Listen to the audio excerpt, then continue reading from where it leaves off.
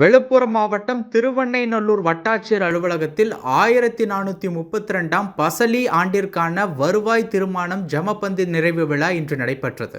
விழுப்புரம் மாவட்ட ஆட்சித்தலைவர் பழனி தலைமையில் நடைபெற்ற இந்த ஜமபந்தி நிறைவு விழாவை திருக்கோவிலூர் சட்டமன்ற உறுப்பினரும் தமிழ்நாடு உயர்கல்வித்துறை அமைச்சருமான பொன்முடி கலந்து கொண்டார். அப்போது மேடையில் அமைச்சர் பொன்முடி பேசிக் கொண்டிருந்த போது நரிக்குறவன் என இருந்ததை மரியாதை குறைவாக உள்ளதாக கருதி தமிழ்நாடு முதலமைச்சர் மு.க.ஸ்டாலின் அவர்களை நரிக்குறவர் என மாற்றியுள்ளதாக மேடையில் பேசினார். இந்த நிலையில் பயனாளிகள் இருக்கையில் அமர்ந்திருந்த நரிக்குறவர்கள் மேடையில் பேசிக் கொண்டிருந்த அமைச்சர் பொன்முடிக்கு பாசிமணியினை மாலையாக அணிவித்தனர். மேலும் விழா முடிந்து அங்கிருந்து செல்லும் போது நரிக்குறவர் இன மக்களிடம் புகைப்படமும் செல்ஃபியும் அமைச்சர் பொன்முடி எடுத்துக்கொண்டார். இந்த நிகழ்வில் 335 பயனாளிகளுக்கு 2,45,50,080 ரூபாய் மதிப்பீட்டில் நலத்திட்ட உதவிகளை அமைச்சர் பொன்முடி வழங்கினார்.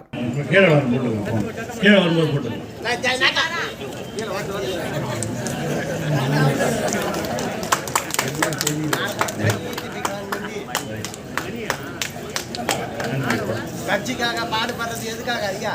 வரேன் கீழே வரேன்பா. வந்து உங்க கூட நின்று உன் ஃபேமிலியோட எடுத்துக்கிறேன். கவலைப்படாது. சரி.